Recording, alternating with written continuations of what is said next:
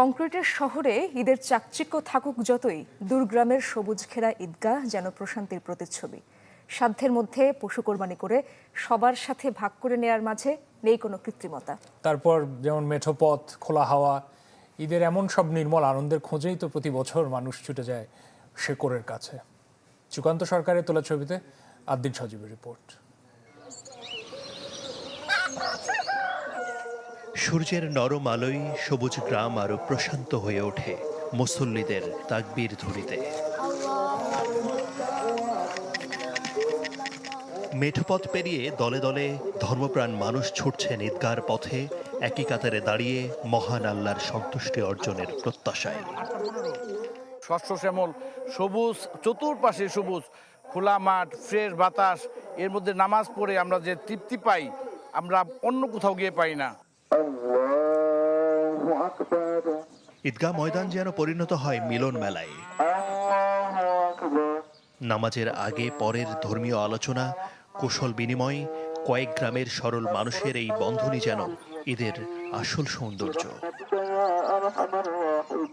নামাজ শেষে কোলাকুলি, ভ্রাতৃত্ব আর ভালোবাসায় ভরে ওঠে চারপাশ। সব ভেদাভেদ ভুলে এক হয়ে যায় মানুষ। এই যে একটা আন্তরিকতা, যেটা সব জায়গায় পাওয়া যায় না, গ্রামে যেটা পাওয়া যায়, এর চাইতে আনন্দের কিছু নাই। যখন আশেপাশের গ্রামের মানুষ, এ পাড়ার মানুষ, ও পাড়ার মানুষ একত্রে যখন নামাজ আদায় করে। এরপরই শুরু হয় ত্যাগের মহিমা, কোরবানি। গ্রামের এই ঈদের চিত্রটা শহরের চেয়ে ভিন্ন। এখানে আছে একসাথে অংশ নেয়া, ভাগাভাগি আর আন্তরিকতার ছোঁয়া। গরিবের জন্য ভাগ যেটা, এটা হলো এক জায়গায় পৌঁছে দেওয়া হয়, ওখান থেকে বন্টন করে যার যার বাড়িতে পৌঁছে দেওয়া। পছন্দের গরু বা ছাগল যেটাই হোক কিনে এনে ওটাকে খাওয়ানো, গোসল করানো, সবটাই একটা মায়া জড়িয়ে যায়। তবুও আল্লাহ সন্তুষ্টির জন্য আমরা তাকে কুরবানি করার প্রস্তুত করি। কুরবানির মাংস যখন ডিস্ট্রিবিউশন হয়, সেখানেও সবার সঙ্গে একটা যোগাযোগ তৈরি হয়, সম্প্রীতি হয়, ভালোবাসা তৈরি হয়।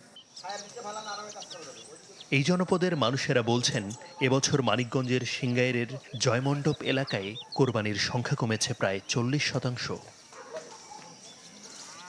গ্রামের ঈদ মানে শুধু আনন্দ নয়, একে অপরের পাশে দাঁড়ানোর অনন্য উদাহরণ। অর্থনৈতিক বাস্তবতায় এবার কোরবানি কিছুটা কম হলেও আনন্দে ভাটা পড়েনি।